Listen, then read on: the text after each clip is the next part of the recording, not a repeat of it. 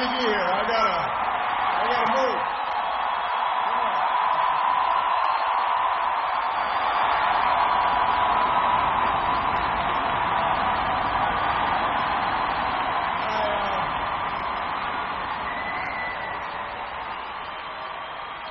You can tell that I'm a lame duck because nobody's following instructions.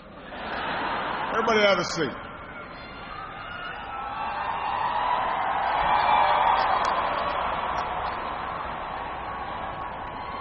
My fellow Americans,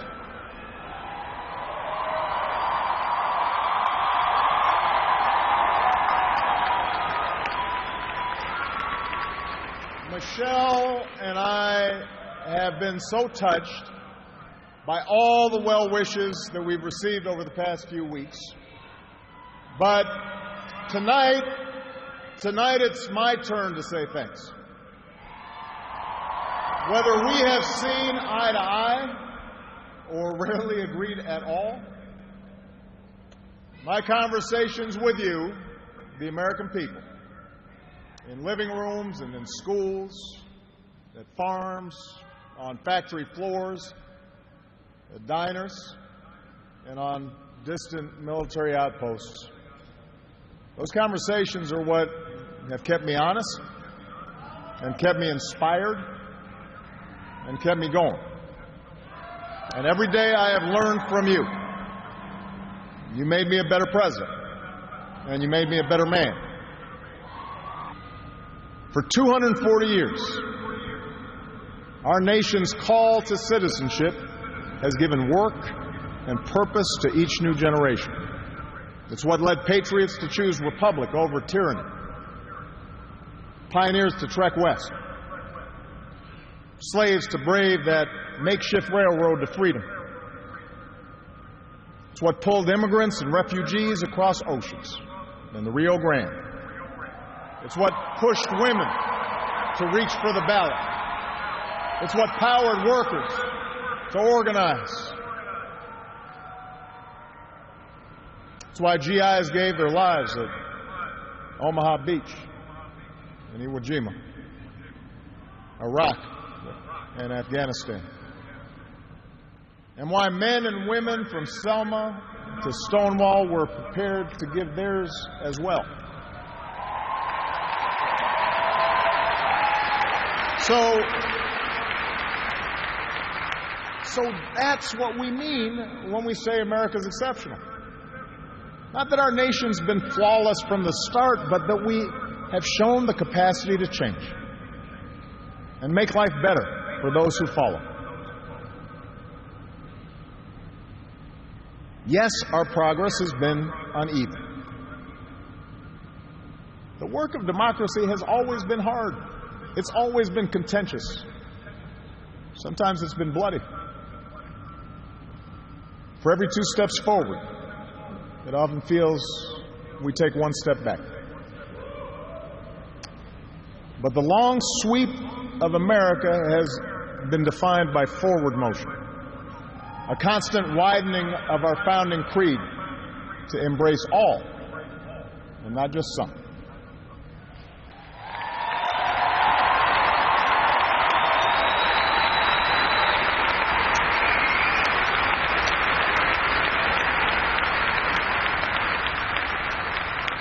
If I had told you 8 years ago that America would reverse a Great Recession, reboot our auto industry, and unleash the longest stretch of job creation in our history,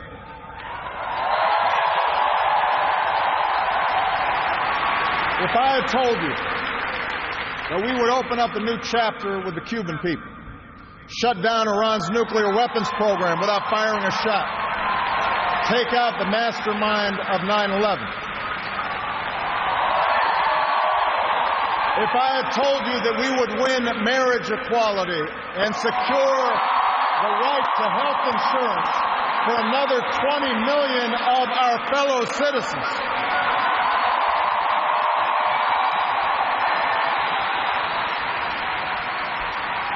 if I had told you all that, you might have said our sights were set a little too high.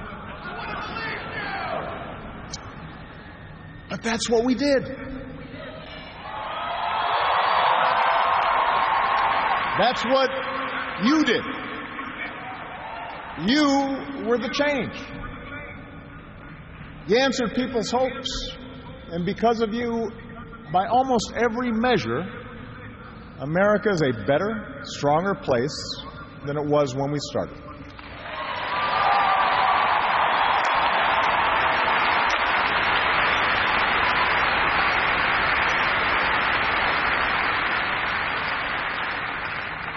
In 10 days, the world will witness a hallmark of our democracy. No. The peaceful transfer of power from one freely elected president to the next.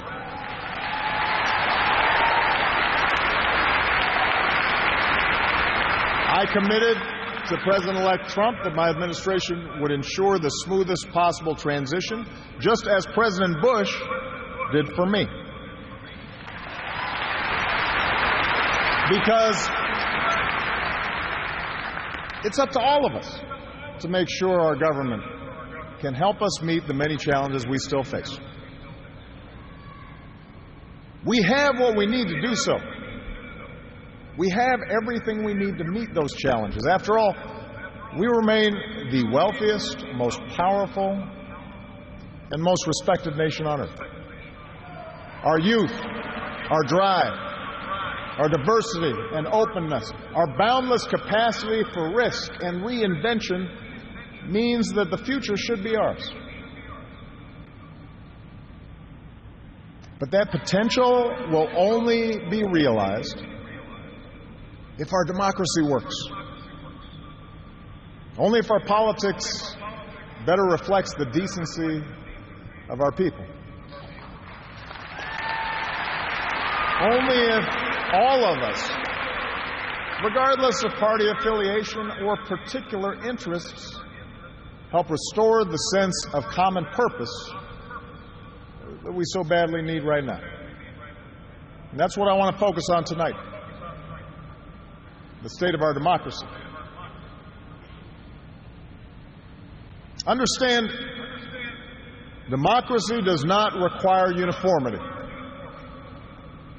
Our founders argued, they quarreled, eventually they compromised. They expected us to do the same. But they knew that democracy does require a basic sense of solidarity. The idea that for all our outward differences, we're all in this together, that we rise or fall as one.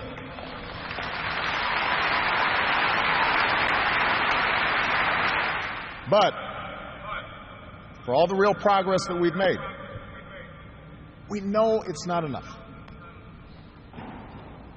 Our economy doesn't work as well or grow as fast when a few prosper at the expense of a growing middle class and ladders for folks who want to get into the middle class. That's the economic argument, but stark inequality is also corrosive to our democratic idea. While the top 1% has amassed a bigger share of wealth and income, too many of our families in inner cities and in rural counties have been left behind.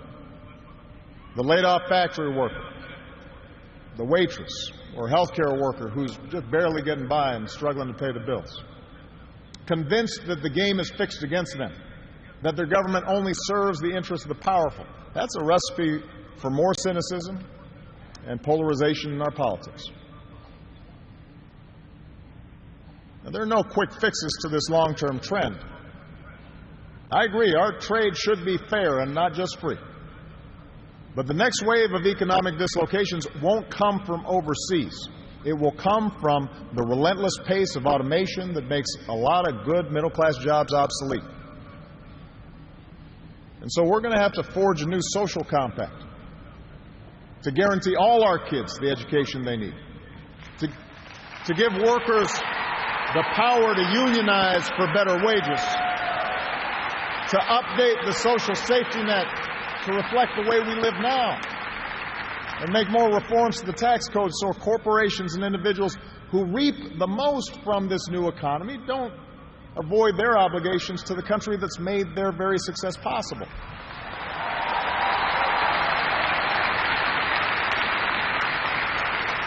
There's a second threat to our democracy, and this one is as old as our nation itself.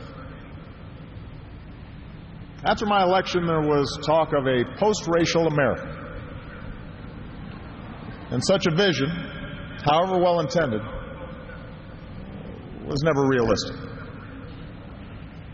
Race remains a potent and often divisive force in our society. Now, I've lived long enough to know that race relations are better than they were 10 or 20 or 30 years ago, no matter what some folks say. You can see it not just in statistics, you see it in the attitudes of young Americans across the political spectrum. But we're not where we need to be. And all of us have more work to do. If every economic issue is framed as a struggle between a hardworking white middle class and an undeserving minority, then workers of all shades are going to be left fighting for scraps while the wealthy withdraw further into their private enclaves.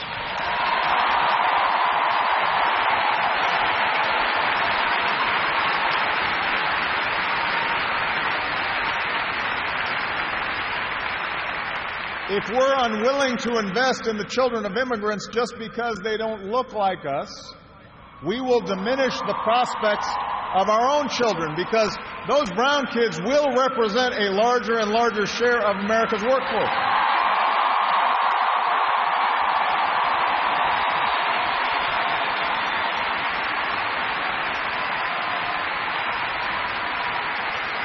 And each one of us need to try to heed the advice of a great character in American fiction, Atticus Finch, who said, "You never really understand a person until you consider things from his point of view, until you climb into his skin and walk around in it."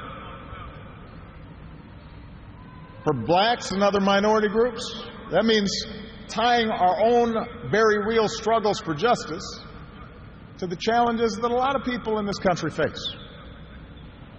Not only the refugee or the immigrant or the rural poor or the transgender American, but also the middle-aged white guy who, from the outside, may seem like he's got advantages, but has seen his world upended by economic and cultural and technological change. We have to pay attention and listen.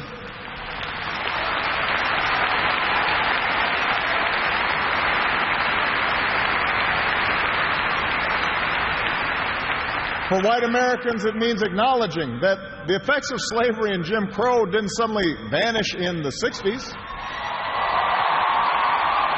That when minority groups voice discontent, they're not just engaging in reverse racism or practicing political correctness. When they wage peaceful protest, they're not demanding special treatment, but the equal treatment that our founders promised.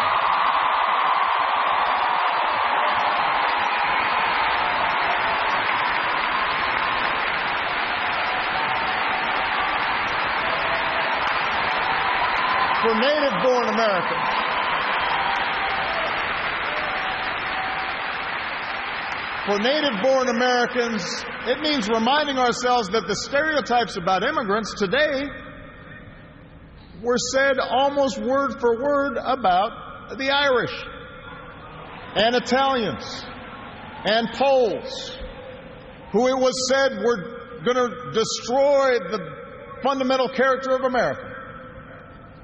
And as it turned out, America wasn't weakened by the presence of these newcomers. These newcomers embraced this nation's creed, and this nation was strengthened. So,